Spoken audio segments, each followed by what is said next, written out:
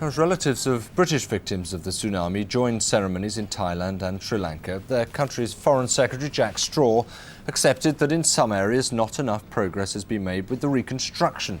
But he said Britain had done a lot to help. Well, Tom Barrett was on holiday in Thailand last Boxing Day when the tsunami struck, and he filmed these pictures. He also spoke to the BBC about what he experienced. I was staying on Koh Lanta, a little island about 35 minutes south of Phi Phi Island, and I'd woken up and I was getting ready for a morning swim. I noticed that the tide had receded considerably, so we all went down to have a bit of a look. With that, the waves started coming back in, and the tide basically came back in and inundated the beach.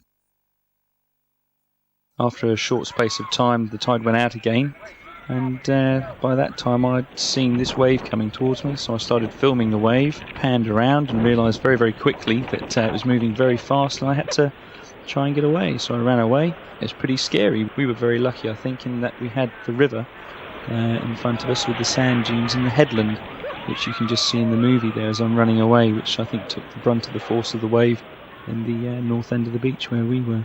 At the time, I kind of thought it was pretty spectacular and pretty amazing.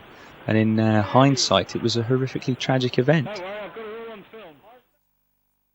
And there were boulders, half a metre squared that had been thrown up to the top of the beach, and tree trunks, and it was real chaos, really. And so if you had been on the beach or hadn't noticed or were out to sea or swimming, you wouldn't have stood a chance.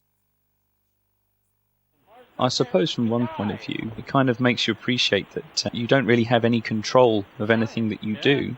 You've just got to live your life as best you can and have as much fun and see as much as you can, because it can be taken away very, very quickly.